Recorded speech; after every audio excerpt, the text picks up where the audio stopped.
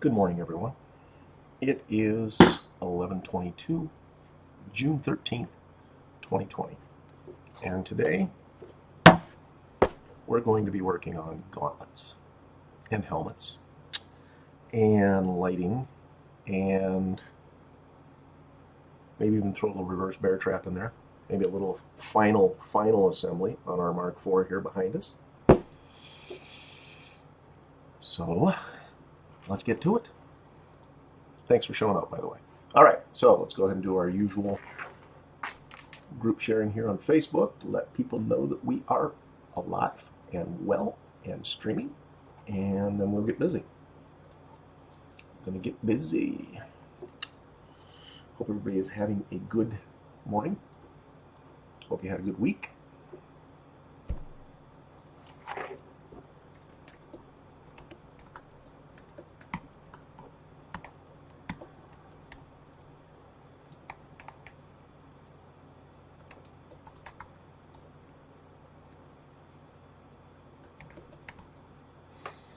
Okay, oops, that's the message.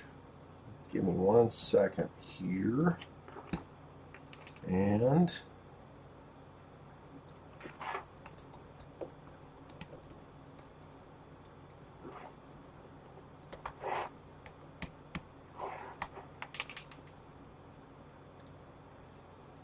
so yeah, we just had a, I just got an order from someone for some gauntlets. And they had some questions about sizing and about, painting them. And they were under the mistaken impression, actually, that our gauntlets were actually 3D printed. I do some 3D printing, but right now the gauntlets are cast in resin. Now my next ones may come from a 3D print as far as the master goes, but it will still be resin cast after that, because 3D print is great for unless you're printing in PETG, but typically people print in PLA, and it does have a tendency to be a bit brittle and potentially weak when it comes to any kind of stress. So what I have found and what I prefer is to use 3D printing to create a model, which this was not 3D printed. This was actually initially sculpted on my own hand, the original that I cast these from. But 3D printing I will actually use to create the master, and I'll finish it, make it perfect in every way, and then create new molds and then cast them in resin. Because resin, you can do that all day long, and you're not gonna, this is pretty tough. This is actually a smooth on product. It's 65D. I mean, I can really stress these things out, and they're not gonna break. Now that said, I did have somebody that dropped one of my helmets, but the helmet was like 4 years old and it cracked. So I mean, you can break anything, but it does take a little bit of effort to do so. All right, so let me finish my group shares here. I'm not being too discriminate. I'm just getting it out there. Hopefully I don't share with somebody who doesn't want to be shared with. And yeah. So we're going to be working on gauntlets and helmets today. I'm going to show you how far we got on the helmet. We'll be doing the electronics. We'll be setting up the hinging. And I'll show you how to resize them. Because again, as I said, someone just made a purchase, and that was off of my Etsy store for a gauntlet kit. And they wanted to know if it's possible to resize them. So you can go both directions. You can make them bigger, or you can make them smaller. And I'm going to show you how. As soon as I get done with my shares, and if I would talk less for a moment, I would actually get the shares done. So bear with me here just a second.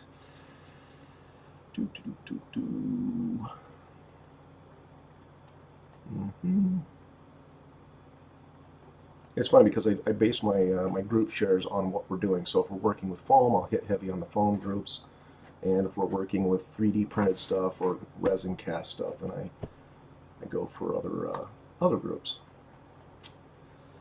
Which again, I wish that we could group the groups in groups and then just share with the whole group of groups. I know, it's a lot to think about. And why am I telling you guys? I should probably talk to Facebook about it, but hey. I'm sure they had their hands full too. Oh yeah, and we've got the Mark IV almost completely assembled behind us. So we're going to do, at some point today, we are going to do some final assembly on the cod section. And start strapping, hinging and strapping, and get that baby ready for paint. And get it off to its new home. Oh, and by the way, we did order some new resin, smooth on resin, that we will be using to cast. It won't happen today, but we'll have the resin. The resin will probably come in today, and we'll be doing the casting for the helmet during the week. So I'll save that for Thursday night's live stream. I'm thinking of adding it Tuesday night because I'm going to be, after today, I'm going to be reducing the Saturday streams to just once a day because of summer hours. People want to get out, you know, nobody wants to sit and watch me twice a day. So regardless, we will be casting doing a slush cast or a slosh cast of a rotocast. There's so many different ways to describe it, of a helmet, a Mark IV helmet, later this week. Tuesday or Thursday, one of the two. So if it's whichever day it is, obviously I'll announce the next stream on Facebook. So just keep your eyes open for that. And if you guys would stop talking to me so much, I can get these shares done. We can get on with our builds here. There we go. I was looking for one particular group that likes to know when we're out there. Okay, there's one. There's another one, and finally. Oh, wait, there's a couple more Iron Man groups. Gotta let the Iron Man people know we're here and that we're building Iron Man stuff. And I've titled this, stream Gauntlets Galore because we do have a galore of gauntlets. I've been busy. Here. Let me change cameras so you can really get the full effect of this out. Ready? Holy cow! That's some gauntlets. And as if that wasn't bad enough, and I'm not going to dump these out. But there's our finger pieces, and that's just from this last week's casting. Now these go kind of quick because you've got per each hand you've got 14 finger. Oh, sorry. No, that's right. 14 finger sections. So these add up quick. So let's do this. If I remember correctly, let me double check my order. I think we've got to produce a right-handed gauntlet here first. So I want to go ahead and get cracking on that. Hey, this is an open forum, by the way. If you guys got questions or comments, whatever, feel free, weigh in on chat. We're here for you.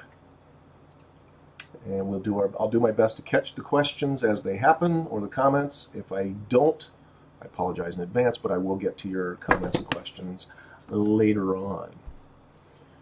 All right. So we've got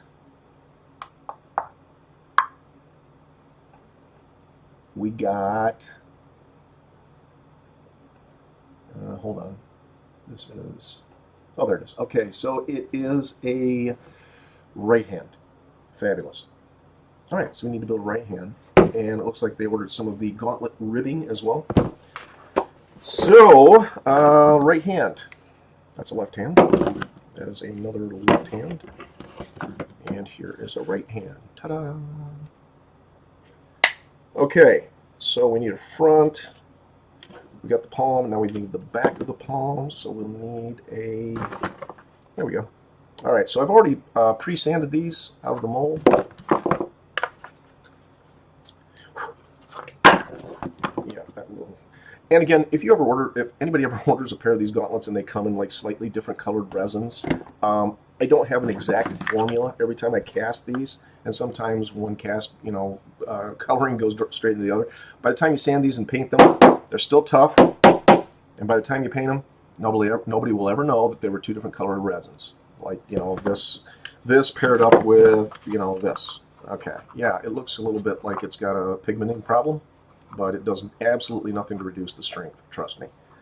All right, for right now, I'm going to put the rest of these pieces in the box. We will need those later because we have, actually, you know what? I need 2 more sets of gauntlets that we're building for these suits behind us. Let's go ahead and get these situated here as well. So this is the back of the left. All right, there is a left palm. Because we're going to apply a little bit of sizing to these to size them up. All right, so that is a left. I need another right. Right. There's a right. And I need a right back. Okay. So there's a right and a left. Do I have another right and left set, or am I going to have to do some casting? Okay, there's a left. And I believe I'm going to have to do some more casting because it looks like everything else is left. Yep. All right. Well, I happen to have a right-handed back, but that does me no good. So I need another right palm. Cool. Make a note of that, and we will cast another palm a little later. What kind of resin I use, and I will actually show you the bottle. We're down to our last dregs in this round. Hold on. Hold the phone.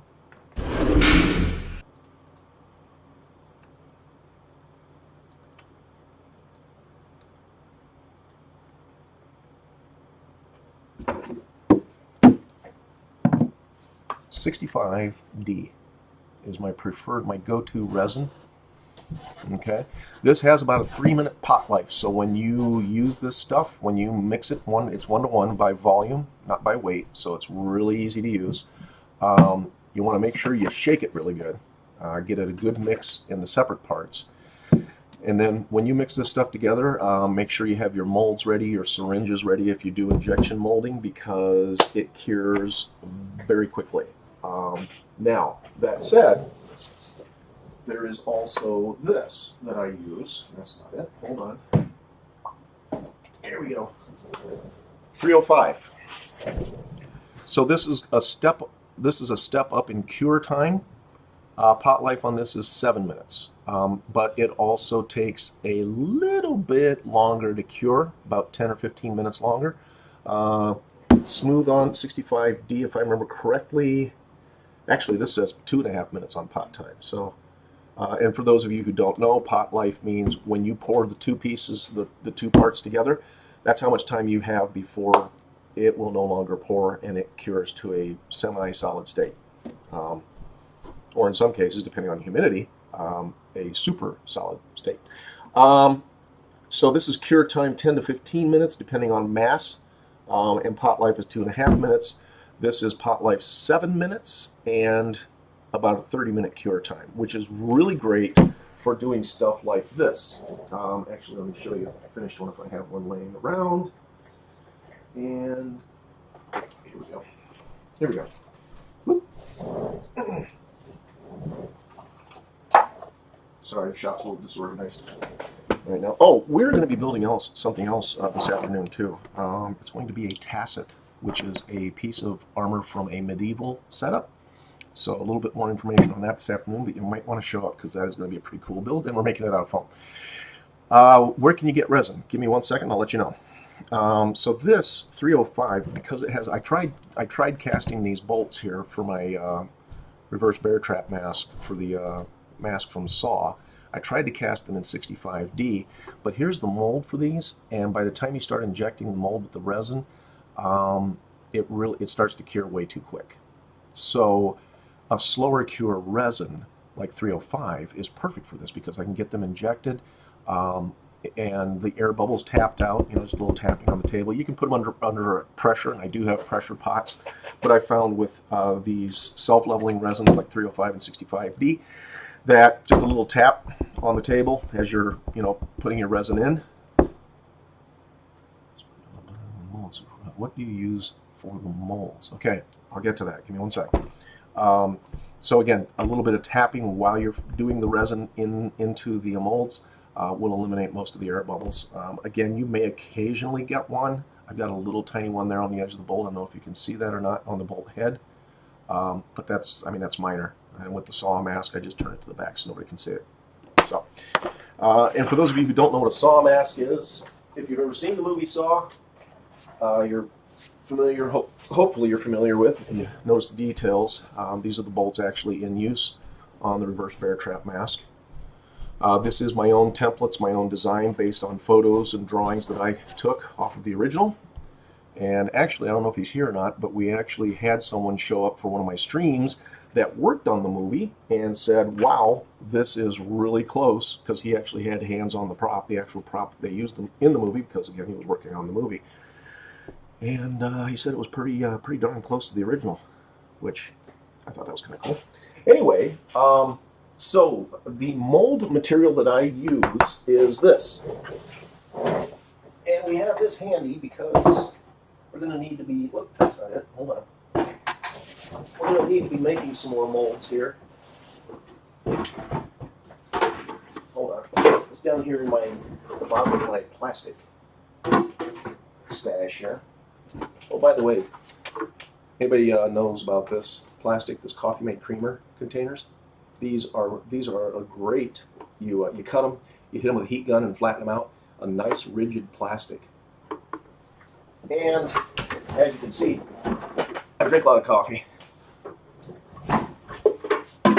So, gotta flatten these out. I use them in a lot of different places. Here is the mold product that I use. Moldstar 15. It's a slow cure. I think the cure time on this is about 6 or 8 hours. Pot life 50 minutes. Demold, I'm sorry, demold is 4 hours. Great stuff. I love this stuff. You did a mold with Smooth on 25. Got bubbles in the mold. Yeah, I don't know. Smooth on 25, that doesn't ring a bell. I'll have to do some research on that. But I've used this, and I've also used this for making molds. Which, for those of you who have been around me long enough know, I use it also to make the ribbing for my gauntlets. Dragon skin. Now this is 20. I would recommend dragon skin 30 if you're going to make molds. I mean, you can use 20 or a lighter silicone to make molds like a dragon skin 10. But I will warn you that the molds will be pretty flexible. So if you're going to use something like 20 or lower in a dragon skin, you'll want to make some kind of a container to put the mold into. So this would not be the right example, but I can kind of demonstrate the concept. So you want to make the mold where it fits into a container, so it doesn't expand a little bit on its own when you're working with it and pouring epoxy, or whatever you're casting with, whatever your casting product is, that the mold doesn't expand a little bit when you pour your resin into it, and thereby, of course, distort your piece. I will show you another mold here. This is made out of the Moldstar 15, and this is for my arc reactor rings, which here's a cast straight out of the mold, a little bit of blue thrown in for lighting effect. All right, and then here it is painted up with the transformer wirings and whatnot, and then all finished up with the electronics installed. That's what you get. So Moldstar, love it. It's flexible. This stuff is, oh my gosh, you talk about, I mean, I can't even tell you how durable and resilient this stuff is. Case in point, I have my gauntlet molds here, made out of this stuff. And this, I made a box out of poster board or foam core, and then put my gauntlets in there with little sprues for the cast, to extend the cast, so you get a nice clean product when you finish it down. And then I split it down the sides. All right, I've had these molds for what, 3 years now, 3 or 4 years, and I can't even begin to tell you how many gauntlets have come out of these molds. Seriously, for myself, for other people.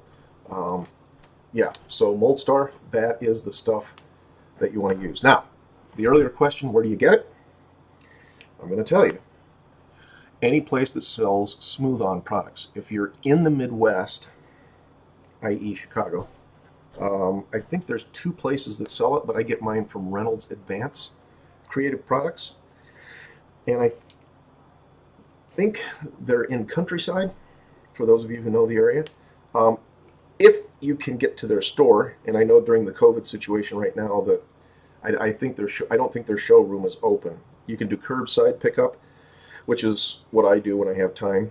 But if you can't, then just have them ship it to you, which is truly what I'm doing now. And you know what? Just real quick, let me double check, but I'll give you their web address. Here we go. Yeah, let me click out there, and then I'll just shoot the... Now, they have a lot of products, so if you don't know what you're doing, don't be afraid to ask. Okay, you should have all gotten that. Did you get the link?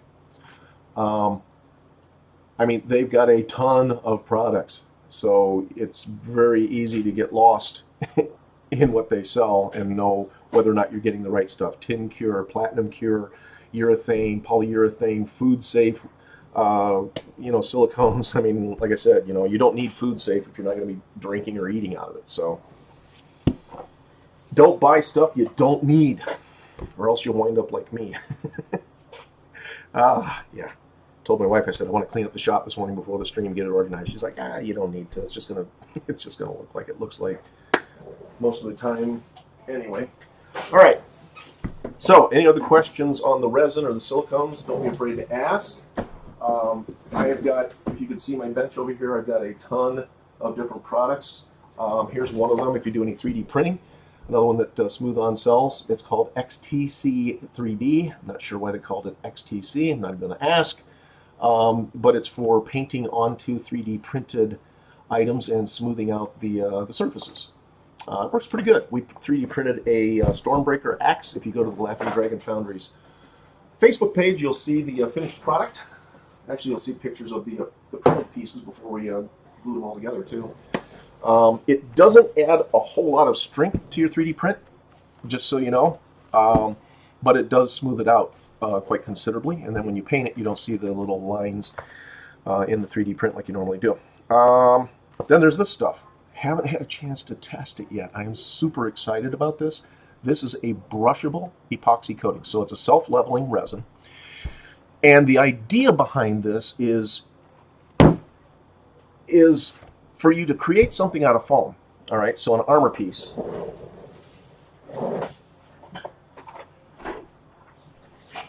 You create an armor piece out of foam. And then you take this stuff. You take this stuff. All right, so this is an armor piece made out of foam. You take this stuff and you mix it up, 2 parts, again by volume, and you paint it onto the foam. At least that's the application that I would use it for. And it is amazing because it creates a hard outer shell and it sticks very well to the foam. So you could have the benefits of the lightness and the comfort of a foam cosplay, say an Iron Man suit, with the rigidity and the toughness of that outer shell. And I've seen a piece actually at the showroom down at Reynolds Advanced Supplies where I buy my stuff, and it was amazing because it was rock hard on the outside. Now it does do away with the foam flexibility, so you don't have that comfort anymore, but the pieces against your body are still foam, so it's not scraping you and scratching you or whatever when you wear it. Okay. The other thing is if you coat a piece of foam with this stuff and you sand it, get it all finished up, the way that you want it, and paint it, you can make these things look like they're made out of, I don't know, metal, glass, whatever the cosplay is. So definitely want to give this a try, but I've just been far too busy to actually apply it. So maybe what we'll do in this upcoming week is I'll just make another one of these because these don't really, they don't take me long. The whole Mark IV doesn't take me long to build, but we'll do this as a test piece. So I'll create a test piece and we'll give this a little go around later in the week. And just so I remember, I'm going to leave it right here on my table. so we remember to do it. All right, that said, let's move on. So, yeah, didn't plan on that, but that was a nice little foam primer for all of you guys. Or not foam, but resin. Actually, I'm not going to get on my table because I need all the room I can get on my table. Okay, so gauntlets. Whether you cast them yourself or you get them from me, the first question that I usually get is, what size are they? Will they fit my hand? I tell everybody the same thing. I'm like, hey, measure your hand, the circumference of your hand. So go around your palm. Actually, anybody that's going to do a gauntlet for you is going to ask the same thing. All right, so we're looking at about 9.5 inches, if you can see that. So if somebody tells you to measure the circumference of your palm, this is what they're asking you to do, okay? And don't pull it tight, all right? Nice, somewhat snug. And so if I do that, I'm 9 3/4, all right? Couldn't hurt to add 1/4 inch, because here's why. At least for my gauntlets, the way I do them is I use a foundation glove. Now some people just take the finger pieces, attach them to a piece of elastic, and then attach that to the inside of the gauntlet, and then they just slip the fingers on, put the gauntlet on, and however they attach the back, all right? I don't. I take these foundation gloves. They're called Gorilla Grips. Get them from Home Depot. You can get them in every size, small all the way up to XL. And then this is the foundation glove that I use to put my finger ribbing. I have a piece of that available. All my finger ribbing is gone. Oh, come on, that doesn't make sense. Hold on. Okay. I have some that I tried to make gold a different way, and it didn't work out. So this isn't really the right color. It's more of a beige, but you get the idea. Okay. So I'll take my finger ribbing, and I'll cut a piece of that, and then I will glue it. I'll glue it. Actually, you know what? Here. This stuff is useless because it's the wrong color. And I apologize in advance if anybody actually could use a beige. If you can, let me know. But basically, we just cut a piece the size that it needs to be, only to go around halfway around your finger. Okay, about that size right there. Okay. About halfway around your finger, and the reason is because the gauntlet finger pieces, the sections, cover. Let me see. Can I find an index piece? Can I get lucky? No. All right. Let's just do this. And hey, I did get lucky. All right. So the ribbing. Well, let me put the finger pieces on first, the sections, so you can see what I'm talking about. All right. So as you can see, the finger sections cover the back of your finger. All right. That's right about where they would sit. All right. The exposed part that needs the ribbing is in here. So you only want to use enough ribbing where it covers half of the inside half of your finger. The advantage of that is it adds less bulk to your finger. But that, after we glue it on with the adhesive, is what it looks like on the foundation glove. So then when you put your gauntlets on, basically you've got the ribbing and the finger pieces, which I attach to. Once I get the ribbing glued onto the glove, then I'll glue these on with super glue on the back, just a bead of super glue. Wearing, by the way, a plastic surgical glove, or one of the surgical gloves. You know what I'm talking about.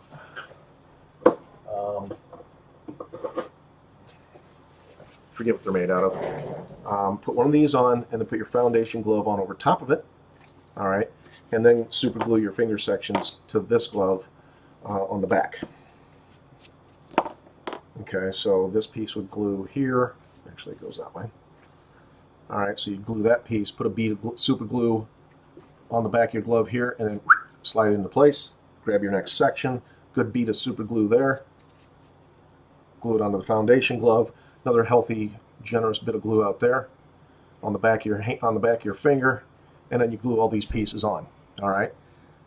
Then when you take your glove off, the ribbing, the fingers, and everything are stuck to this foundation glove. So when you put it on, you just have to clamp your clamshell around the foundation with the back, which mine are hinged and held together with magnets. And there you go. Ta-da! With your repulsors inside, of course. All right, so there you go. There you go. That is, without actually doing the installation, that's how the installation is done. And I'm going to toss this because nobody needs beige ribbing. And if you do, let me know. I'll make you some new beige. That's actually a little thick anyway. So, getting on the subject of thickness. These gauntlets, not this one. A young lady actually ordered the right-hand gauntlet here. And I'm pretty certain that her hands are probably not as big as mine. So if anything, she's going to need to make this gauntlet a little smaller. And the real drop-dead simple trick to do that is this. You're basically just going to want to take a section off of the sides here, where it comes together over here. All right? So, you know, however much you need, and just take a little bit at a time so you don't take too much off. That's basically what you're going to do. You're going to take a little bit off each side there, and then each side here, so it comes down a little bit. Sorry, let me go to a different camera. All right. So, sizing the gauntlets down, you'll take a little bit off of each side on the outer part of the palm, the inner above the thumb, and then this is eventually going to butt up as you bring it down, so you'll want to trim this down here as you bring your gauntlet together. Now again, remember, if you're doing the approach that I do with the foundation glove, and I'll actually be sending a foundation glove. I don't do the final assembly for you. I do all the pieces. I'll put the gauntlets together, but it's up to you to join the ribbing to the foundation glove and all that. But make sure, and that's where a lot of people mess up that use the foundation glove, make sure that you leave enough room inside so when you're wearing the glove, it fits on your hand. Okay? You don't want a real tight fit without the glove unless you're just doing the elastic system for the fingers. Okay? All right. Excellent. Moving on. So then you might say, hey, what are we going to do about a gauntlet that needs to be bigger? All right. Well, that's what we're going to do here.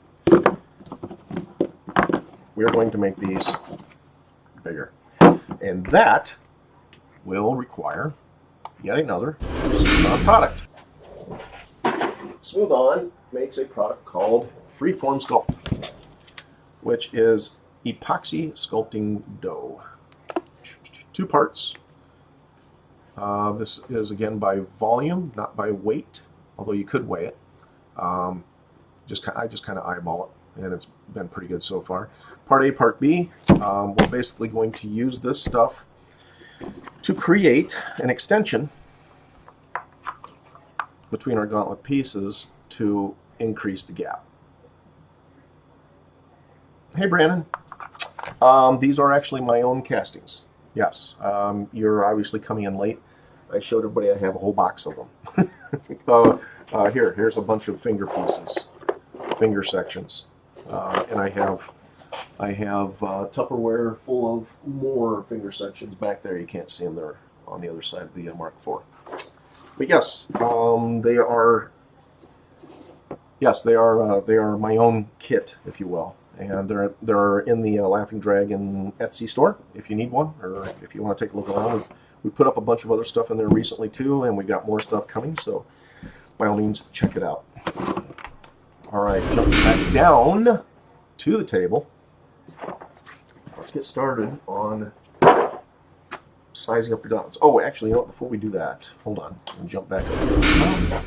So you guys saw earlier the helmet, the Mark IV helmet that we were prepping. And Brandon, I know you're probably going to ask, so I'll just tell you this is from my own mold as well.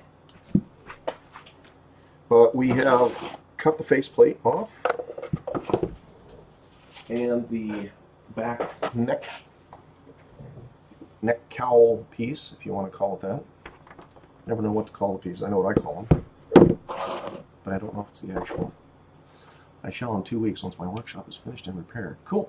So we've got the faceplate for the Mark IV. That has been sawed off of our helmet. Here is the foundation helmet with the faceplate sawed off, and the neck cowl, which has to come off in order for it to go on your head and actually fit. Otherwise, nobody can shove their head through that hole. If they can, then the helmet's going to be way too big.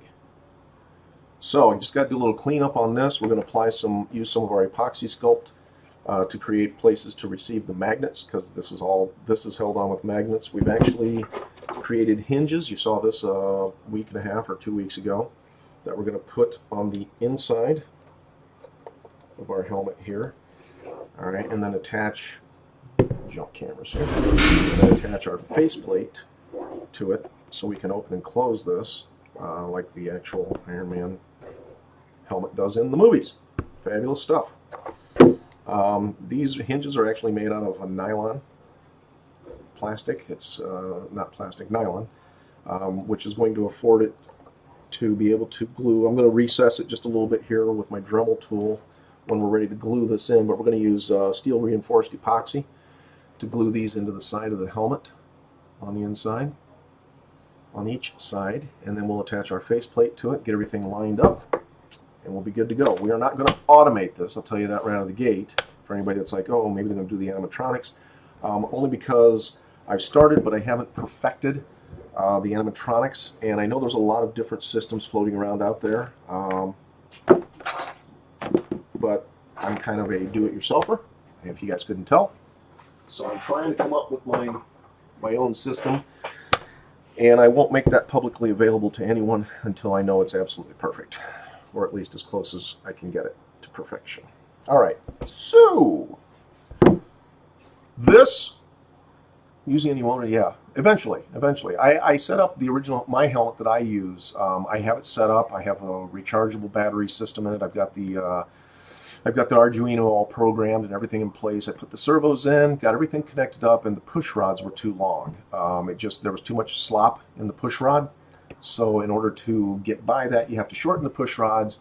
And the challenge is finding a servo small enough that you can put in this helmet where your head will fit in it as well. So I'm looking at I've got everything set up. Everything is set up and ready to go, except for that element. It's either a smaller servo or placing them in the right place where it doesn't like dig into your skull when it activates, which of course would be bad. And the other thing is the reason that I want to do it the way I want to do it is I want it to be as screen accurate as possible, because anybody that knows me knows that I'm a real stickler for the details, as much as we can control and make things as realistic as possible, because when you do this, at least for me, when I do this, when I show up in an Iron Man suit, Nice. Yeah, we should talk then. Most definitely. I've got some ideas, some other animations I want to do too, or animatronics. But when you show up, as the character that you're cosplaying or that you're portraying, the idea, you're there, it's partly for you, but at least for me, it's mostly for the I've done it enough times. I mean, I've cosplayed as Iron Man for 7 years now. 8 years, however long the movie's been out. And you're showing up for the fans. You've been Iron Man enough, or whoever you're cosplaying enough, or the excitement, the super excitement about being Iron Man or being whoever you are, has been somewhat removed or diminished. But people that see you showing up as this character, it's the first time for them. They're like, oh my God, this is really Iron Man. Even though there's some of the people that can't suspend their disbelief no matter what, or suspend reality in their mind no matter what. But yeah, like I said, it's all about the fans. So I think the fans deserve the best appearance and performance that we can provide them. So that's why I strive to do things the way I do. All right, moving on. So, what needs to be done with the helmet? Need to clean it up on the inside a little bit more, get everything down to specs as far as thicknesses on the, I've got some sanding to do on the inside here. It goes pretty quick because we got a Dremel, cordless Dremel or a rotary tool, Ryobi Rebels, that's a group. Ryobi rotary tool that we use to clean things up. And I'll be probably doing that a little bit this afternoon. And then we can continue working on our helmets when I come back this afternoon. Okay. Okay. All right, so let's review. We've got our repulsors. We did those last week. Let me just review here what we're doing. There's our battery pack. It's loaded for bear. All right, remember, we've got position sensors in here, which are mercury switches. Okay. Flip this baby up, it comes on. So, you're wearing, hold on, let me put an actual gauntlet shell on. And if you vibrate it around, it'll go off like a disco light. So again, hand down, you can see the repulsor is off. Hand up, repulsor comes on. And that's just due to a mercury switch placed in series with the electronics, with the light inside. Hand down, you're just hanging out. Somebody says, "Hey, Iron Man, can I get a picture of you with your hand lights on, or what do they call them? Repulsors on." Absolutely. Put your hands up, you go into position. Hey, there you go. All right, so that's how that works. So we did those last week, and we'll be installing them in this gauntlet here, the right-hand gauntlet. So I'm going to need to step away for just a moment to grab some hot water. Hot water is the catalyst that we use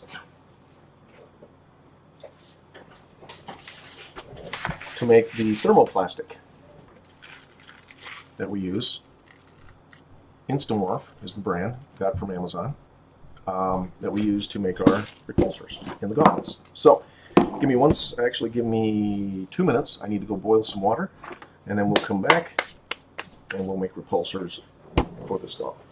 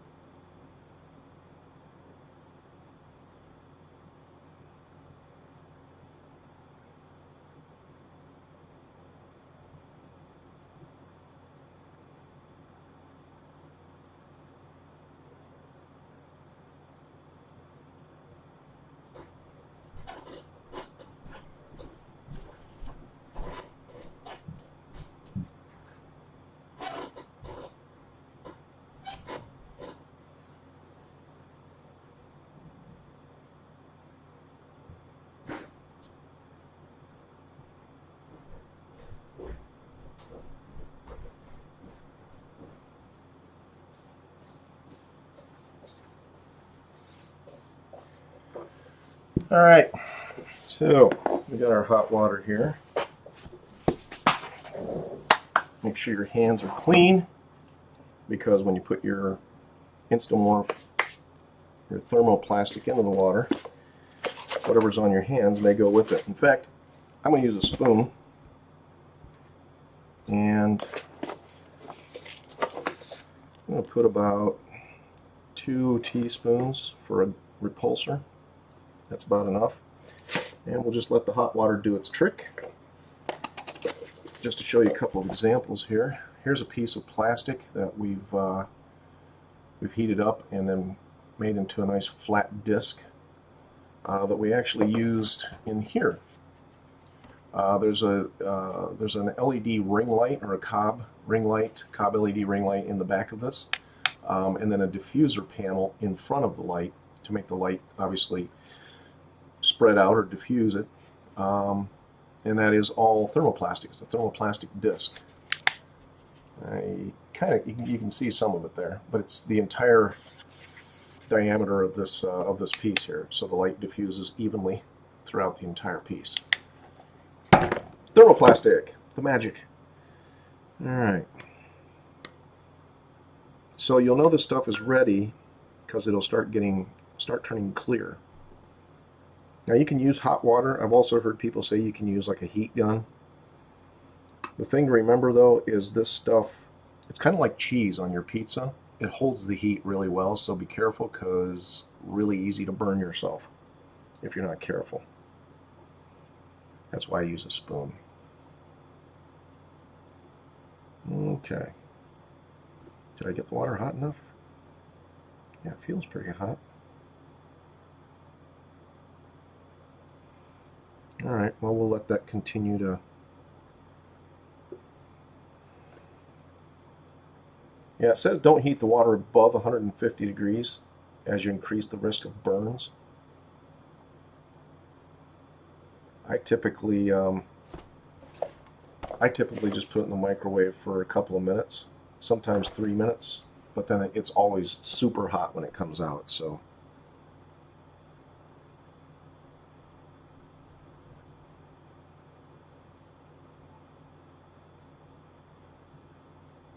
I'm thinking I may need to hit this with a little more heat. Looks like 3 minutes is about what it takes.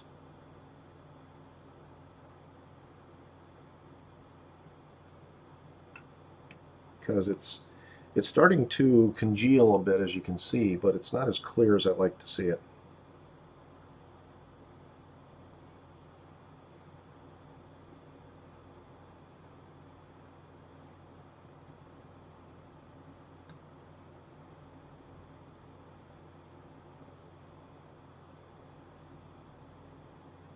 Any day now. Any day now. It's like watching paint dry. And that bowl feels pretty hot.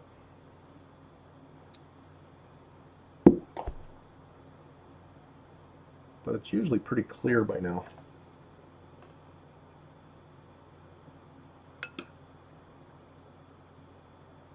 Again, I didn't go my full 3 minutes. So maybe it'll still do it, but it'll just take a little longer.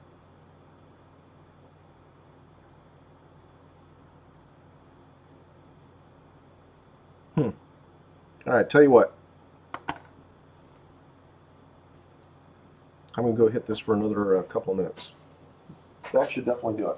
I'll be right back.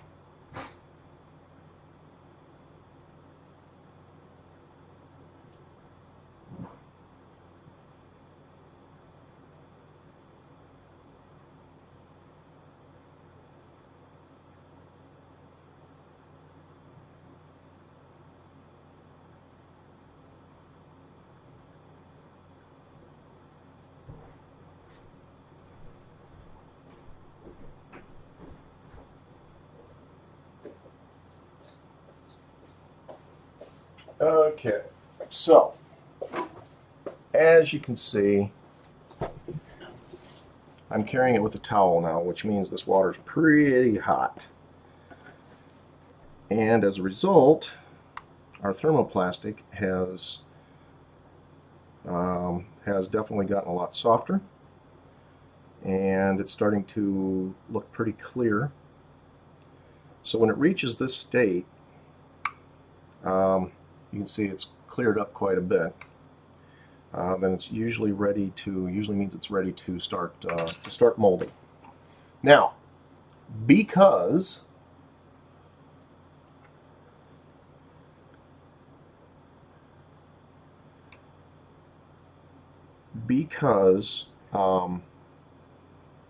I increased the amount of heat on the water, this piece of plastic is going to be pretty warm.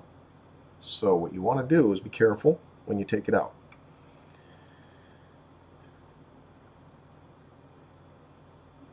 Because it's a trade-off. We want to mold this into a shape, but we don't want to burn ourselves. So, I may say ouch a lot. What you can do is let it cool for a second. Definitely make sure that the water that's caught in it drains out. So tap it a little bit. Alright, that looks good. Now again, it's going to be warm, but it does start cooling pretty quickly. So move quickly with it. And what I want to do is I want to squish it into a shape that gets rid of because the thermoplastic is a lot of little balls. If you can see that, here I'm holding it up to the camera, you can see the little nuggets there. So I want to squeeze it to get rid of that texture. Okay, so I would just roll it into a big ball. All right, something like that. And now, because I know I'm going to do a gauntlet or a repulsor with this plastic, I'm going to grab one of my repulsors here, and I'm going to just stick this LED part right into the plastic. Okay. And I can take the plastic and kind of loop it over the back here to hold the repulsor in place, like that. So you get something that looks like this, right? And now, I'm going to take this whole thing and shove it into the hole with the LED facing forward.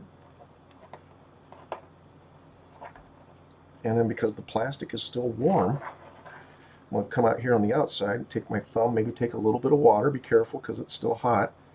And that warm water combined with the heat from my thumb will allow me to shape this into a nice flat repulsor. Okay, keep pushing it a little bit. I want to get rid of the fingerprints in it. Don't want anybody stealing your identity. And then the plastic goes again over the back of this repulsor to hold it in place. Okay, so when we get this done, you can see this LED is literally encased in this plastic. Now keep it as flat as possible because that's going to ride against your palm. This wire is going to glue down to the inside of the gauntlet anyway. And then final move is to come out here. You can use the spoon too because it's hot, and just push that gently against your repulsor, which will really smooth out the surface, get rid of any fingerprints or any indents, and kind of indent it a little bit because of the shape of the spoon. It'll create a little bit of an indent on your repulsor, so it's not sticking out past the edge of the gauntlet. And there you go. When this baby cools down, you will see, right now you can see through it, but we've got the LED nice and centered up and a fairly concave shape on our repulsor, and then it's encased in the plastic on the back so it won't accidentally pull out. And now we'll just set this aside and let it cool. If you want to cool it quicker, if you're in a big hurry, you could stick it in the fridge or the freezer. That'll work too. But I think we'll be okay just letting it sit there on the side like so.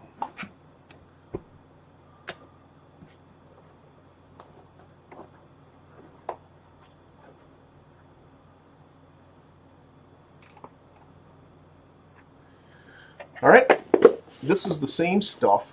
Let me go back to our cameras here. This is the same exact stuff that we used to create the eye lenses in our helmets, which you will be a part of that when we do that. Again, I use the cob LEDs slightly bent. I put a little bend in them like this that come from a double LED light, pretty much already set up to be eyes. Look at that. They're like the perfect distance apart. And then we just put them into some of this Instamore plastic, glue them into the helmet, back it up with some foam so it isn't shining the light inside, and we're good to go. Fast, effective, efficient. All right, let's set our hot water aside here so we don't accidentally burn ourselves with it.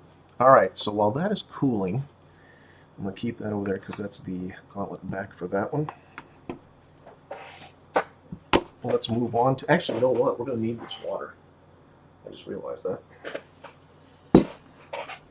The water is good at smoothing out the epoxy sculpt that we're going to be working with. Let me jump back down to the table. All right. So what we're going to do is we're going to add about 3/8 of an inch on either side of this gauntlet. So the first thing we need to do is we need to sand along the edges here, clean this up a little bit, and provide a tooth. For those of you that don't know what a tooth is, it basically is a roughed up surface that has little hooks in it due to the sanding, so things will stick easier to it.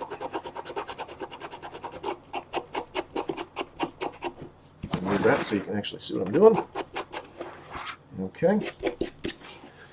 Alright, and I need to do it with all the pieces.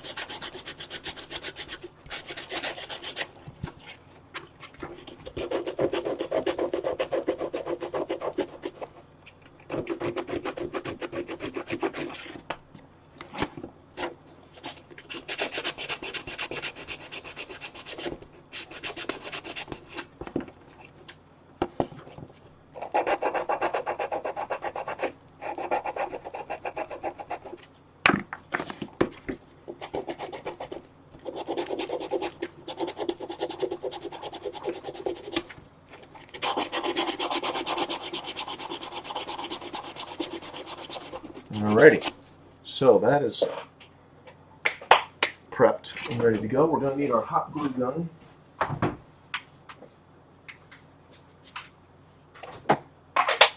For you Ryobi fans, it is a Ryobi cordless hot glue gun. Staple in my arsenal of tools. And we're going to need some foam. Okay, and this is probably a good thickness of foam. I like to use scraps because we're not going to reuse this for anything else. And what we're going to do is we're going to take a piece of foam. Actually, you know what? In order for the foam to stick, we got to make the surface ready to receive the foam too. So let's do that real quick. I'm going to sand the inside, and I'll show you where when I get done doing it. Let me just go ahead and get this done.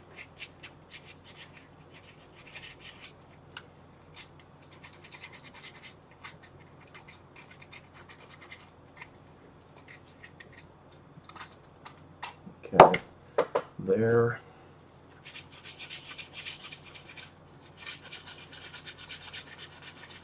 Hey, Rolando. Good to see you, sir. You're going to paint the suit and then put the electronics in. Yeah. The reason I do this way is because I am doing these actually for people that have actually purchased my gauntlets. And the one thing that I don't do is I don't paint them for people, simply because I like people to paint them themselves to make them match whatever application they're using them in, be it a suit or some other cosplay. And it's just better if they paint them themselves. Plus, the amount of time it takes to finish and paint a set of gauntlets really adds to the production time, and it just makes it that much more expensive for them. So painting them themselves reduces their cost. And like I said, the main reason is try to keep the budget down, but also give them the option to match it to whatever their application is going to be. All right, so we have prepped our gauntlets not only to receive the epoxy sculpting compound, but also the foam that we're going to use to create the corral for the epoxy. So we're basically going to cut a piece of foam. Let's just do it. Let's not talk about it. Let's just do it. Do it, Mom. Do it. All right. So about that thick. Okay. And we're going to glue it right in here. All right. And about that far. So let's go ahead and get rid of this piece of foam up here. Just let it fall on the floor. Alright, and I did turn the glue gun on, which is good, because that's how we get the glue out of it.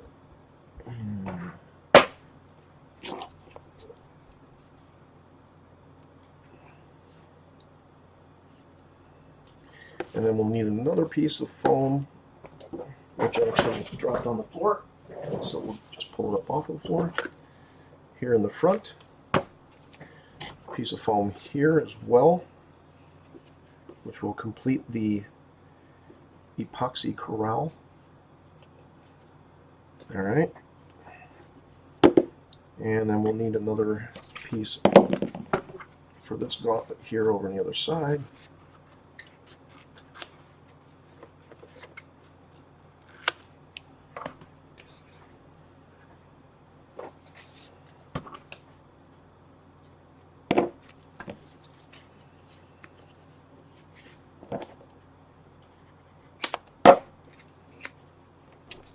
And piece right there. Okay.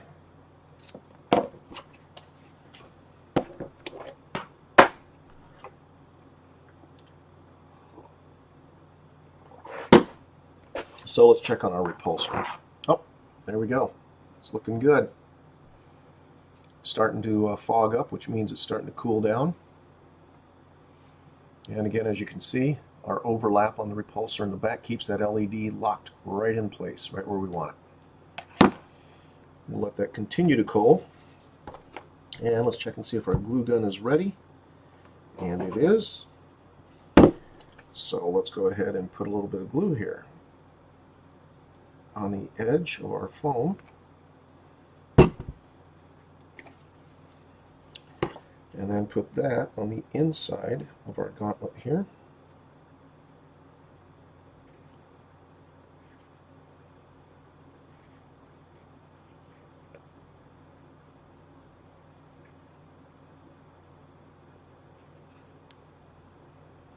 Okay.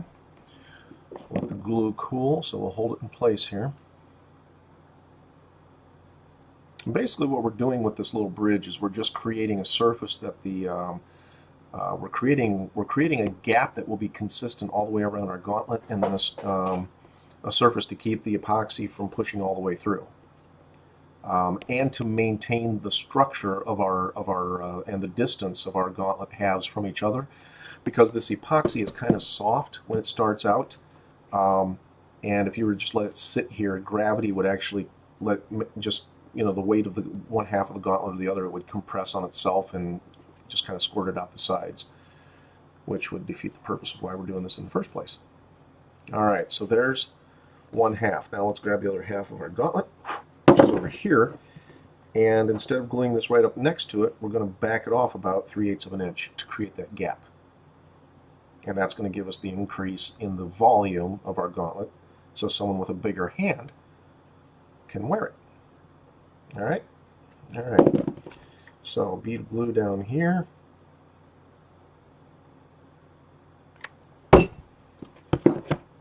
And just like that.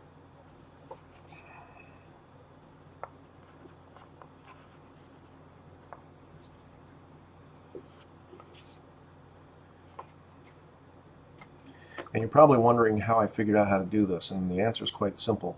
I made myself a pair of gauntlets, and when I sculpted these, I sculpted them on a life cast of my own hands, but I didn't take into consideration the addition of that foundation glove that I put everything on, the ribbing and the finger pieces.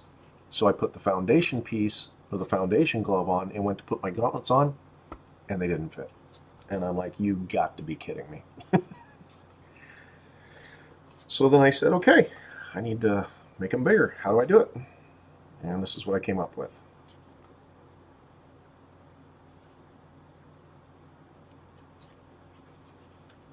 Okay, so the same gap we have here, we're going to put over here. Same thing. A little bit of glue on the foam, and we'll create our bridge.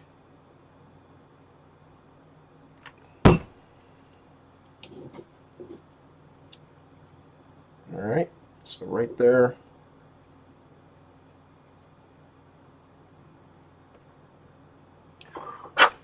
Oh, that glue is hot. Careful. All right, anybody who's placing bets on whether or not he'd burn himself today, you won. Cut me in on the till if you don't mind.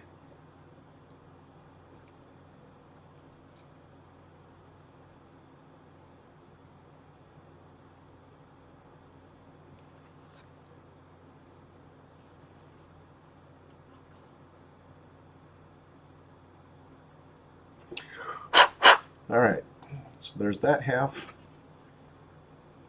And then let's go ahead and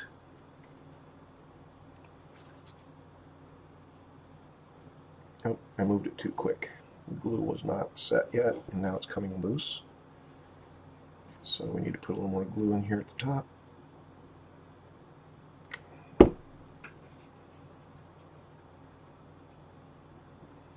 Now I've got a little bit of extra glue here that kind of squished out. I want to get rid of that because that's going to create a negative in my epoxy sculpt, which might weaken it. So I'm just going to go ahead and pull that extra glue out from the inside of my bridge to keep it nice and as clean as possible.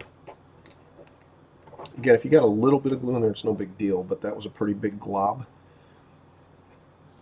which the epoxy sculpt would have still looked good from the outside, but with that big bubble on the inside would have definitely weakened it. And here's why that matters. Because when this is all done, we're going to take a Dremel or a saw, either way, and open this up, and then each side of that epoxy sculpt is going to be the receptacle for our magnets to do the magnetic close feature. So you want to make sure that it's still nice and thick to receive those magnets without further weakening the structure. All right, a little more coffee here while we're waiting.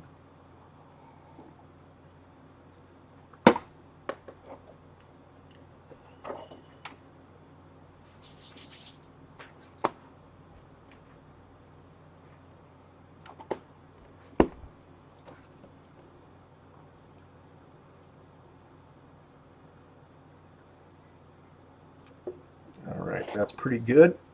So let's go ahead and throw a bead of glue over here. Come up and over, or push this down. There we go.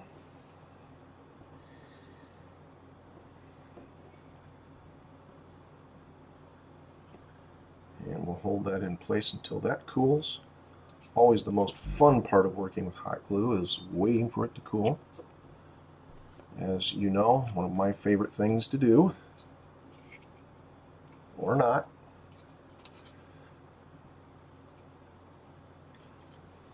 All right.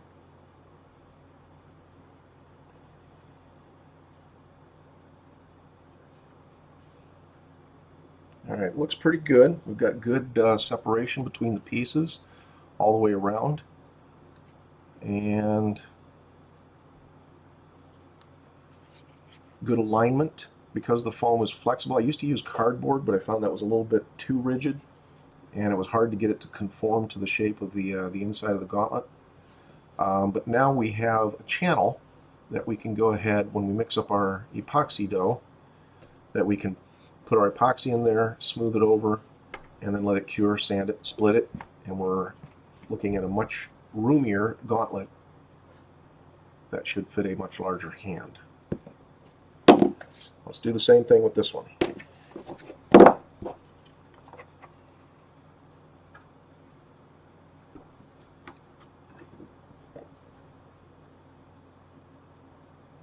Yep, all right. A little bit of glue here.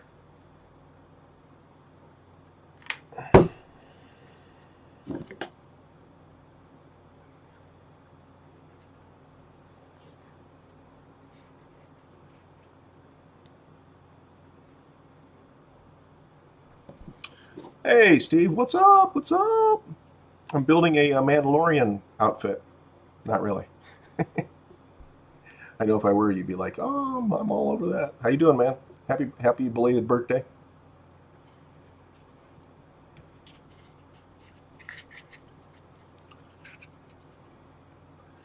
We are we're working on gauntlets here for the Iron Man persuasion. We put a repulsor in this one. We're letting the lens cure. Did a little installation of our LEDs.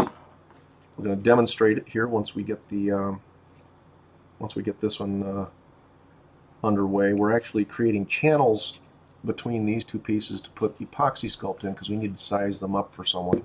They need to be a little bigger. Don't play with your emotions.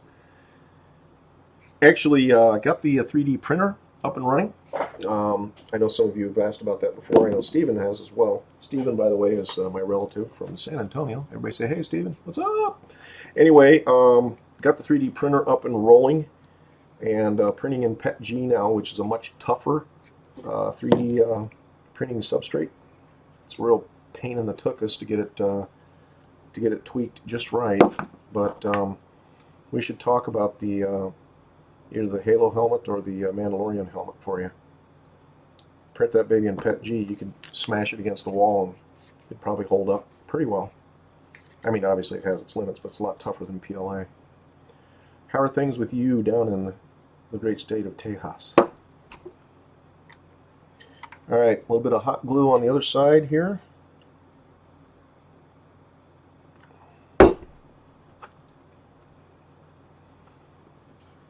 Again, you want to match the gap on the other gauntlet too, so we got about 3/8 of an inch here.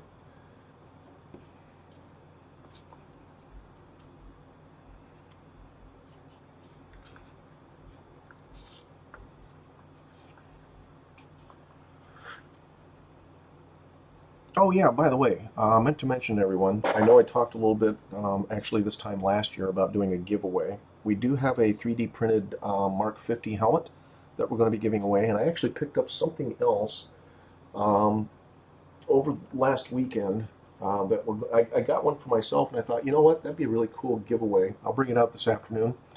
It is it's actually a collector's item. It's a Time, I think it was a Time magazine, but a Marvel collector's edition Marvel issue. I'll pull it out. I think it was Time. Anyway, I'll pull it out this afternoon and show it off to you. Oh, nice, 105. Yeah, it's a beautiful mid 60s, lower 70s here today, so can't complain a bit. Nice cool breeze. Going to do some painting here in between streams. I'll be back this afternoon. 4 to 6 is my afternoon stream. I'm officially making the announcement here, though. You're not in the U.S.? Well, here's the good news. I am going to send it to you no matter where you are, so you don't have to be in the U.S. to win. How about that? And you're welcome. But you have to win. It will be a random drawing, so, and I'm not going to do drawing. I have someone else that will do it for me, so there will be no favoritism. So kissing up will do you no good, but I mean, feel free to do so if you want to, you know, just FYI. Okay, for some reason the glue didn't stick down there, so let's just hit it again. This is why you need to sand your resin when you're sticking foam to it, because otherwise the surface is a slick surface and the foam will, especially hot glue. If you're using contact cement, that's different entirely. In fact, I probably should have just used contact cement. The only problem with contact cement is it's a real pain to strip it off. Remember, contact cement actually holds really well, and that's why we use it. So if it's something that you want to peel off relatively easily, contact cement is not the way to go. Okay, that glue's still a little hot.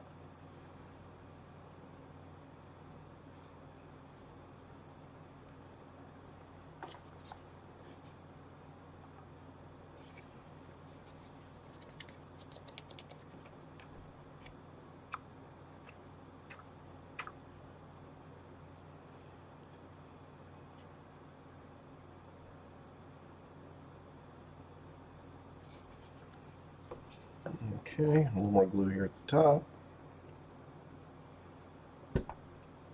And I know everybody feels like me, like, let's get done with the gluing and put that epoxy in there. But if this isn't in the right spot, then it's going to look bad and we'll have to sand more later, etc., etc. And we don't want to do that. I don't like sanding any more than the next person. Necessary evil, but it's still evil. Okay.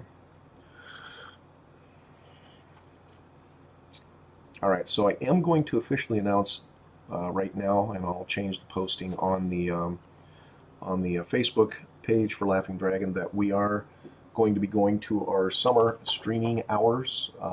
Basically, all that means is we will still be streaming on Thursday evenings is the plan, but Saturdays I've found actually streaming twice during the summer, since I have things that I need to do both outside and outside of LDF. And it's just too nice to be stuck inside all the time. We're going to be reducing our streaming number of streams on Saturdays from 2 to 1, again during the summer. When fall and winter hits, of course, we'll go back to twice on Saturdays. Yeah, so we'll be doing Thursdays and Saturdays, but only once on Saturday. We might, we'll see how it goes. We might introduce a Tuesday evening stream, but that just depends on scheduling and my availability, because this is not my full-time gig, for those of you that don't know. All right, let's get the foam on the other side here.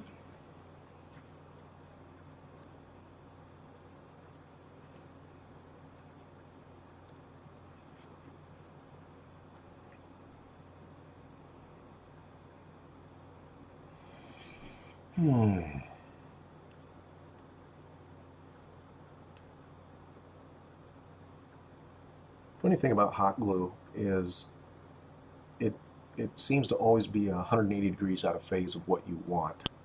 When you want it to cool down quickly, it doesn't. And then when you want it to stay hot a little longer, so you can get things put together, it doesn't. It cools down quickly.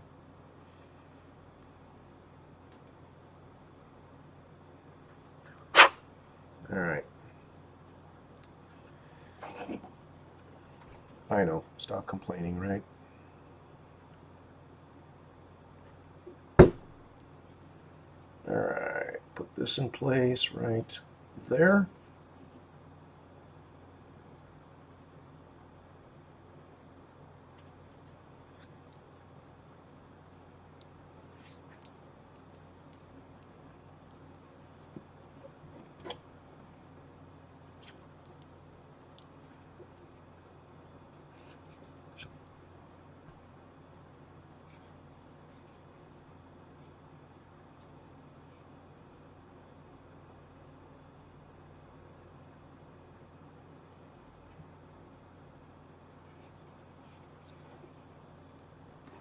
Okay.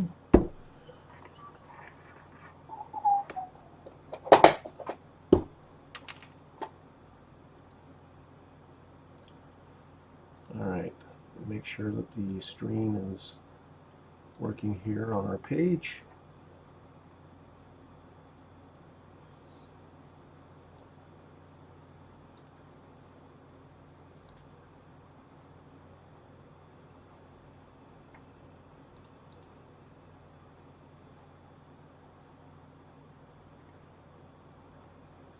Yes, so far so good. Good. Excellent. I'm not going to keep that open because we don't want to dog down our stream. All right. So I think this is ready. Let me check our alignment. That looks good. Gap looks good. All right. So we have both of our gauntlets now gapped and ready for the addition of our epoxy sculpt. Before we do that, let's go ahead and go back to this gauntlet. And it's looking pretty good. All right. Tell you what, let's put some batteries in it and see how it works. Battery pack.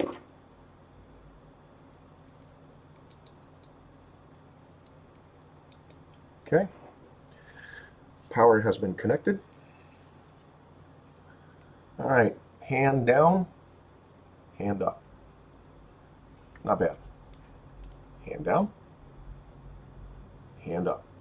Or more appropriately, hand up, hand down. Again, see, it's off, it's on.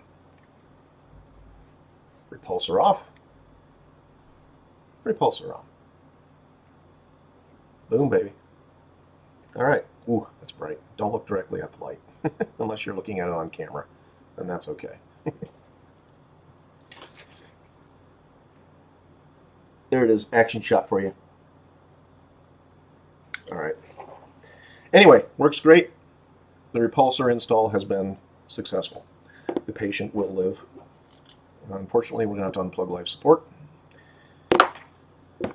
And back to the table. All right, so working with Epoxy Sculpt, I do recommend that you wear gloves. Thank you, sir. Thank you, thank you. I use mercury switches inside of them for that positional switching. All right, again, Epoxy Sculpt. Use gloves. Don't cross-contaminate your pieces or your different parts. There's part A, part B. Actually, part A, part B, and you don't want to cross-contaminate. So I recommend that you use something to pull out your epoxy sculpt rather than using your fingers, because if you use your fingers, then you run the risk of cross-contamination. So I'm going to use a screwdriver. I also use water. I use water because water works really nicely to smooth this. Once you get it started, get it in place. It's very sticky stuff. Another reason why we wear gloves and use the water is to keep it from sticking to our gloves. All right. So we're just going to dig a piece of this out.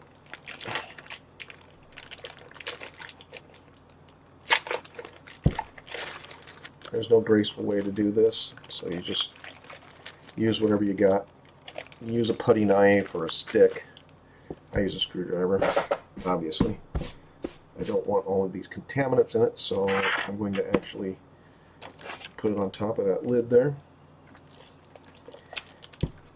Now, once you get the separate parts out of the packaging, you can go ahead and touch them because you're going to eventually mix them anyway. And this stuff does have a pretty lengthy setup time. I think, if I remember correctly, it's about 50 minutes. So you don't have to work real fast with it. You don't have to worry about it curing on you while you're in the middle of using it. Like some epoxies that I know.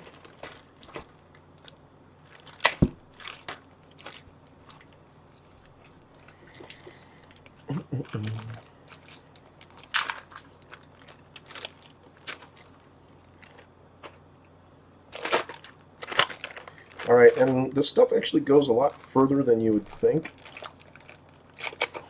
Yeah, you know what? The screwdriver's not working. I'm actually punching holes in my bag, and we don't want to do that. So I'll use my right hand to pull out this part, and my left hand for the other part. How's that?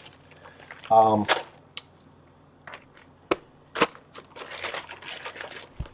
I was going to say. Oh yeah, so this stuff goes a lot further than you think. So you're better off starting with less than you think you need. And that might actually be That might be just enough, but you know what I'm going to do? I'm going to back it down just a little bit. Because once you mix it, you got to use it.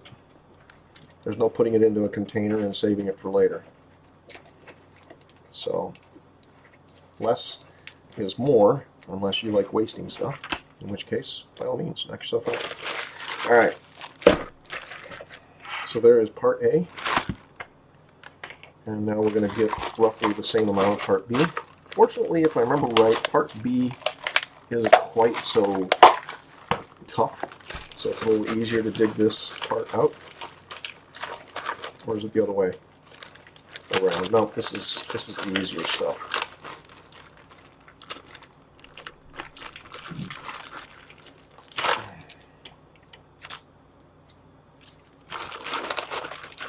Again, use different hands or different gloves.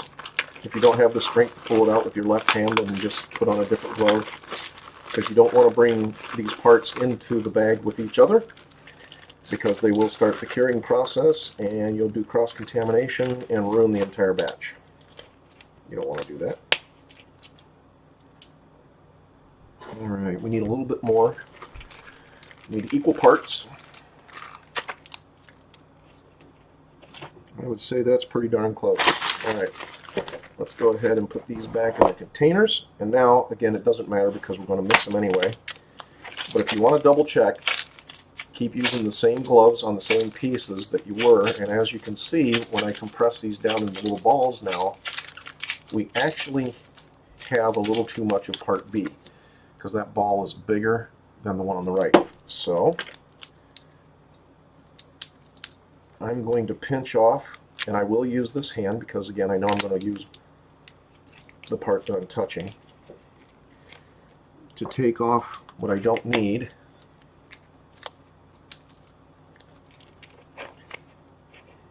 Alright, that's a lot closer. See, we have this much too much, which doesn't look like much, but because it's two-part epoxy, you want to get the same amounts, otherwise when you mix them together, they won't, if you have too much of one or not enough of the other, it won't cure right, and it won't be as strong as it can be. So what I like to do is I like to roll it into a tube, okay, like that, something like that. Makes it easier to mix. Alright, so you get a couple of tubes like this, and then you just take them and you twist them together like that. Okay? And now that they're twisted together, you can double it up and just mush them together. And now that we've started that process, let's go ahead and cap up our product here so it doesn't dry out. And you'll know that it's mixed because right now you can see it's kind of marbled. You'll know it's mixed when everything is the same color. So that's all you can do here is just work the epoxy. Good time for question and answers. If anybody's got any questions, or if you got any answers, please, by all means, let me know. I might have some questions for you.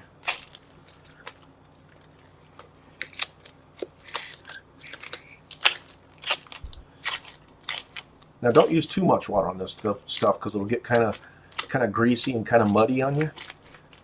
So I usually use the water once I start sculpting or putting it into places where I want to form it. If I want to smooth it out, or if it's getting a little too sticky and it's sticking to my glove, which right now it's not too bad. We're fine. We're just mixing. But it will get stickier as you play with it, just so you know. So use your own judgment. And the good news is, again, if you mess it up, throw it away. Get some more, try again. Alright, so still a little bit of marbling going on, but you can see that the color is becoming consistent. So we'll just mix a little more, stretch it out.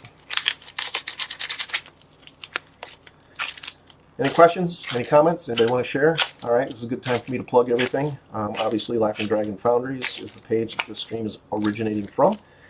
We do have a group attached to the page, which is called Foam Club. Laughing Dragon Foundries is where we kind of show off what we're doing, obviously. And then Foam Club is all about you. We want to see what you're building. And it doesn't have to be just foam. It can be 3D printing, it can be foam, it can be resin, it can be macrame, whatever you're working on, we don't care. Cloth, show us. We want to see. We want to steal your ideas. No, I'm kidding. No, it really, truly though, it is all about sharing ideas and making each other better builders. So, and disconnecting a little bit from the current health crisis and whatever else is going on. We're here for you, people. All we ask is that you be helpful, and in the words of my mother, if you don't have anything nice to say, don't say anything at all. Don't be highly critical, because we're all beginners at some point. We all started in this. And provide assistance and guidance where needed, where requested. Keep it positive, or you will be removed. All right. And yes, we do have an Etsy store. I'm not here to plug the Etsy store, but some of you I know come here looking for not only entertainment and advice, but some of you are looking for something to buy. And if that's the case, check out our Etsy store. And that's all I'm going to say about that. All right, so we got a pretty good mix going on here. All right, so what we're going to do now is we're going to break off a piece of this, put the rest right here on the table. We're going to come back here to our channel. We want to make sure all the bubbles and the cracks are rolled out of this, because that will introduce weakness. Make it a little thinner than the channel you're putting it into. Okay. Get it in there and then press it down so it expands the full width of the channel. All right. It's easier to tear this stuff off than sand it later, so tear off the excess now. Put it back on your primary piece here. Okay, so pinch off what you don't need. All right. And a little bit of overlap is not a bad thing. Okay, so we've built this up a little bit. Take a little bit of your water on your finger, come across the top, and you'll see that start to smooth out real nice. All right. I'm going to actually take it up and over the edge of the original gauntlet pieces, like so. Make sure you got all the gaps filled. You don't see any cracks between your gauntlet and the pieces that you just put in, or the piece I should say. And then that's what you should have when you're finished. All right, let's do that on the other side as well.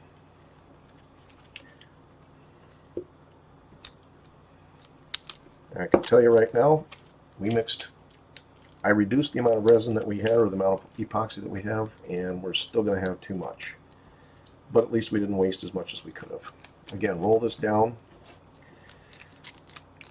to a nice bubble and crack-free piece. Lay it in the channel. Now it's usually better to make it a little taller than what you need, because we're going to compress it down.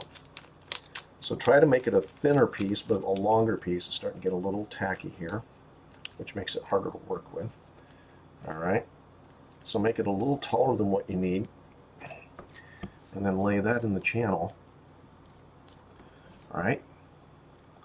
And then press it down to fill the channel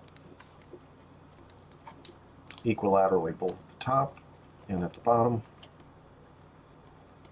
So we get a nice, good fill on this channel.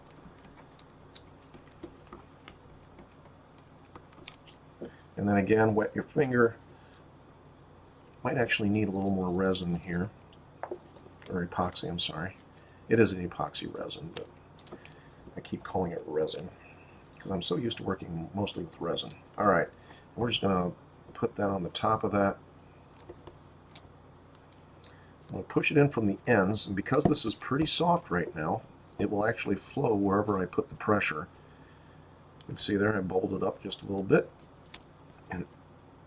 And then again, using our wet finger or wet glove,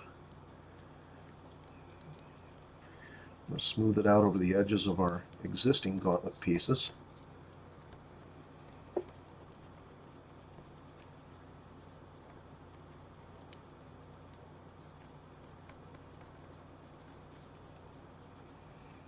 All right. Now again, it's a little taller, and that's okay because we're going to sand it down when it cures anyway. and then there's what you have on that side. So we've extended the width or the volume of our gauntlet by increasing the size, introducing that gap, and then filling it with epoxy.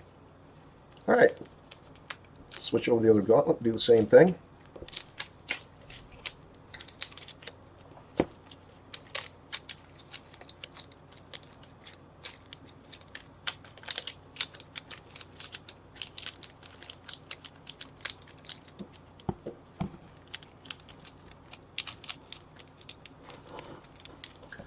Okie doke.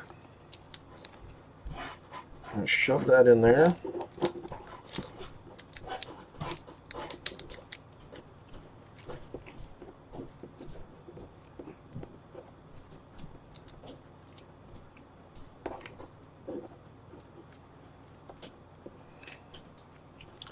Got a little extra this time. I did that intentionally so we didn't come up short. So I'm going to pull the extra off of the ends.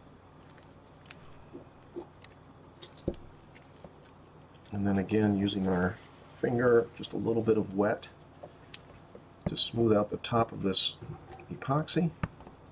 Spread it out to the existing halves of our gauntlet. Flatten it out a little bit, but leave enough that we can sand it down and shape this. And if you got a Dremel tool or a belt sander, this stuff sands down pretty quick, so I wouldn't worry about sanding it later. Oh, nice. Looks like my blue resin, or my blue filament has come, which is good timing. I've got somebody that ordered some blue ear savers and door hooks, and it just magically appears from the side. Thank you, dear. All right. And yes, I'll show you what's in the box. Give me a minute. We can talk briefly about that. All right. Spreading out our epoxy here. Again, this one's a little bumpier, but again, I don't mind that because I am going to sand it down later. All right. And this channel that you see here that's missing now, we will be cutting that back in later as well. All right, our final piece goes up here on top.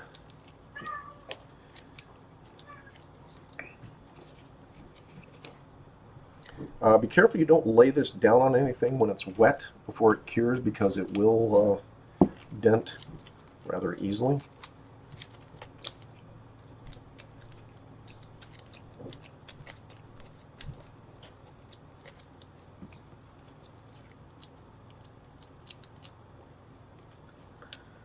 All right,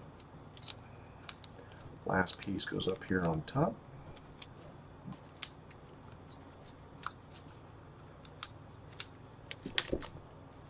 Pinch off the excess down here at the bottom because we got a lot up here that we can kind of push around. So let's go ahead and do that.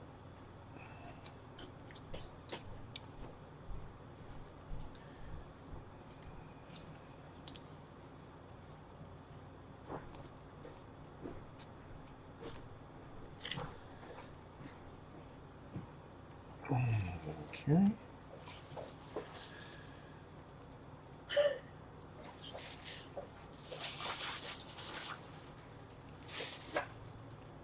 Alright, oops. And I did exactly what I said not to, and I actually put it into the epoxy on my desktop. But that's okay, because a little bit of water and we can smooth out that imperfection, and we're off to the races. Okay, so once again,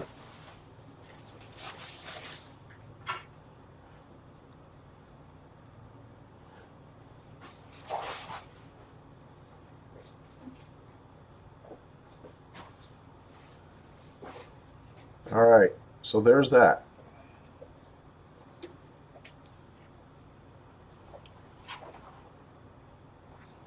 So there is the resin on the top.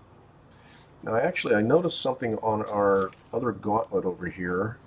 In fact, same thing back here.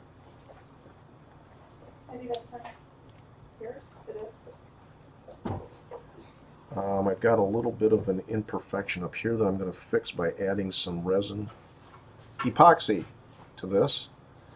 So I'm just going to mash it in there, and then we'll use our Dremel tool and our sander to take that out, to tune that a little bit more exactly later.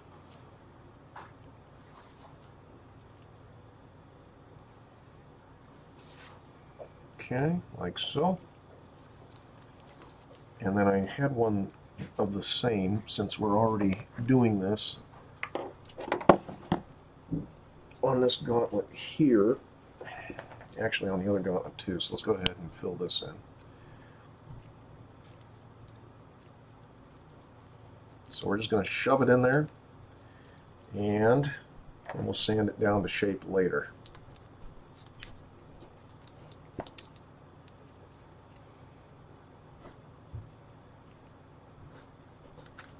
Excellent. Alright, that looks good. Since I have this leftover resin, I'm just going to go ahead and take care of these little imperfections right now. And we've got a couple of the same here. It looks like they were made by air bubbles when the item was cast.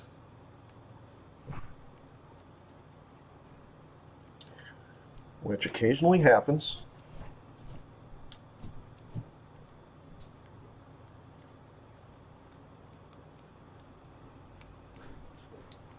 But we know how to fix it. And that's how we fix it. We just hit it with some resin, we'll sand it down later, and it'll be perfect. Looks like a busy day for Laughing Dragon. We've got 3 shipments today. Remember the resin that I was talking about earlier, the 65D? Well, yeah, it came too. How about that? So we got 2 rolls of filament and a 2-gallon kit of 65D, and I don't have any room on my table. That's okay. It's all stuff we need. Alright, so there we go. We good? I think we're good. Looks good. Alright, so there's that. Let me double check the bottom here. As long as we have the extra epoxy, might as well use it, right? Yeah, we're good. Alright.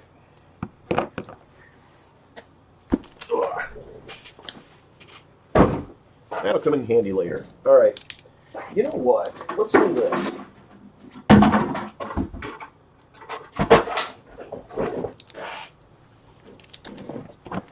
Alright. Be careful where you stick your epoxy, because it will stick to everything.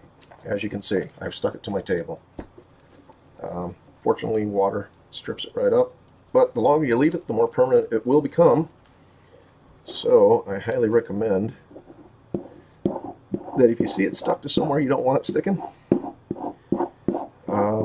get it off there as soon as possible before it cures. Otherwise you'll be sanding it down, or in some cases you'll just be leaving it where it lays. I actually have some stuck to my building mat here somewhere for that reason. Alright, I'm going to look these over real quick and fill some imperfections that I happen to know are there.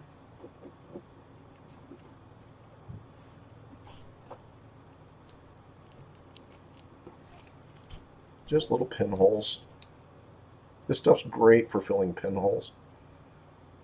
Now, I haven't tried to stick it to 3D printing creations, you know, for filling imperfections in that, but I can't imagine that it wouldn't work.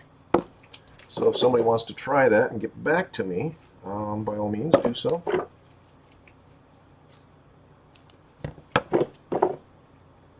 Yeah, there's only a couple of places where I've noticed pinholes turn up. As you can see, it doesn't happen a lot. And if it does, they're usually very minor. It's not even worth wasting your time trying to fill them. Yeah, we're good. All right.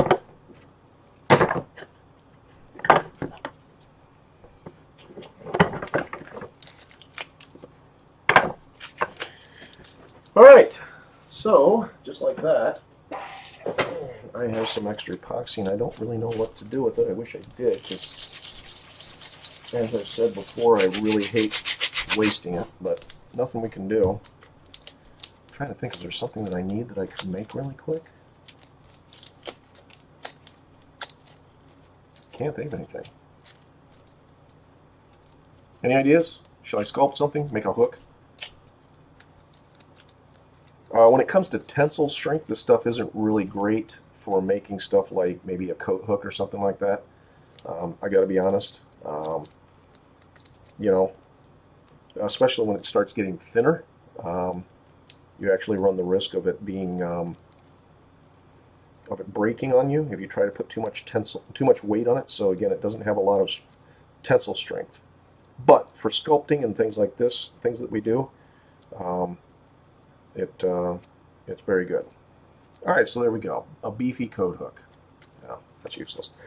All right. What time are we? 1:11? Well, that's probably enough for now. I told you I'd show you it was in the box, so let's go ahead and do that. And then I'm going to go on my way until later this afternoon, whereupon we will restream, engage in our next stream. That'll be from 4 to 6. Let's go ahead and switch cameras. Ta-da! All right. So for those of you who know, or for those of you who don't know, we've got a 3D printer. We've been 3D printing a lot of stuff lately. And again, this isn't all about selling stuff, but I do want to show off a couple of things that we've done here.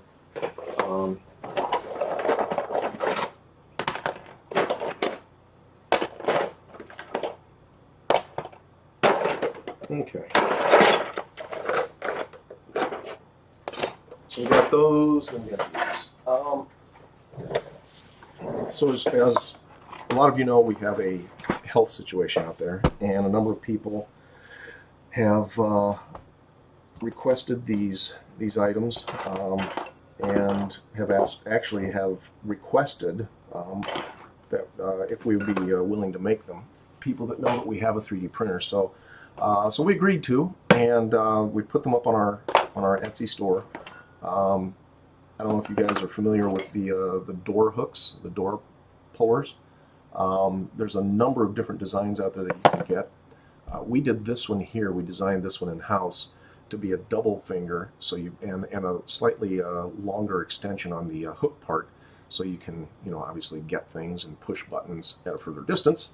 And then the 2 fingers, along with the keychain hole there, allows you to carry it around on your hip or in your purse or whatever, attached to your keys. But the 2 fingers gives you more torque, more control. So we're selling these. We have just the plain ones that are all different kind of colors. So check out our Etsy store; you'll find them on there. It's a purple metallic, and then we have a blue, and we have a yellow, and we have a pink, and then we just started doing this. If you want your name on it, or your business name, or your I don't know, a cool saying like this one here, we got a personalized version out there where you can put your own message, be it something that says like COVID sucks, or we are one, or in this case, my favorite, I am Iron Man. I don't know if you can see that or not. It's a metallic red, so I am Iron Man. Woohoo! Well, it's not focusing. That's the problem. Anyway. And then we're doing these ear savers, the things that you put on the back of your head and attach your mask to. Again, all different colors. We have Wonder Woman, we have Batman, we have smiley faces, all different colors. So the reason I show you that is because in order to print those, you need filament. We're going to be talking more about this because I finally got the printer dialed in. It was in hibernation there for a while, but we've really got the printer dialed in now. And not only for printing this stuff, but we're going to be printing some Iron Man stuff too. Case in point, let me show you, or re-show you, I should say. Some of you have already seen this. Excuse me, Mark IV. Thank you so much for keeping us all safe. This is a Mark 50 helmet, Iron Man helmet that we printed out actually about a year ago, and it wasn't sized correctly. It's a little bit small for my head. As a result, again, this is off of our 3D printer. It's printed in multiple pieces. The printer that we have is big enough where we could print this all in one printing, but it would be a lot of cleanup if we did that. And for those of you that have done 3D printing before, you know what I mean. For those of you that don't know, trust me, it's just a lot of cleanup. And I'll explain that as as we get deeper into this discipline. So this is printed in 5 pieces, I believe. It's held together with tape right now, but it's all ready to glue together and become a part of your next build, or just something that you can display proudly. And we're going to be raffling this off or giving it away here. Let's say end of June. All right, and we'll just do a random drawing, and the lucky person that gets picked will get a Mark 50 helmet. That won't be the last piece. Don't worry, if you don't win this one, there'll be other stuff that's coming. But here's an example of the filament that we use to do our printing. This is blue. It's kind of a metallic blue. I'm not going to open it until we actually get ready to use it later today, because this stuff is hydrophobic, which means it absorbs water out of the air. And if it does that too much, it doesn't work very well. So we like to keep it sealed until we actually use it. And that is PLA filament, polylactic acid. Cool stuff. Actually is made out of renewable resources like cornstarch, sugar cane. What was another one? There was some kind of roots. How do you enter the raffle? Well, okay, that's a good question. Thank you, Stephen. You enter the raffle by being a member of Foam Club. So basically, the way it comes down is you have 3 opportunities. All right, if you're a member of Foam Club, you're in. If you are a fan of Laughing Dragon Foundries, you're already in. If you subscribe to us on YouTube, our YouTube channel, then you're in. Each subscription / membership is worth 1 entry. So if you follow and are a member and are subscribed on all 3, you got 3 shots. There you go. So you don't even have to do anything. Just gotta show up. So we will announce at the end of June who is winning the helmet. No cost to you. We will ship it to you no matter where you are. Even if you're in the coldest reaches of Siberia, we will send it to you. And then we have something else that we're going to give away, but I'm not going to tell you about that until this afternoon. So you're going to want to show up. All right. With that said, I am taking off. I'm going to go do some outdoor stuff, including probably doing some painting on Mark IV, and I'll show you the results of that when we show up. But look for us right around, I'd like to get started at 4. We'll see what happens. The day can get busy. If we don't make it at 4, we'll be back at 5, but we will be back this afternoon. 4 to 6, 5 to 6, give or take, whatever. All right. Everybody, have a great rest of your morning, early afternoon, whatever. And as I always like to say, keep your glue hot, keep your hopes high, and we will see you in a little bit.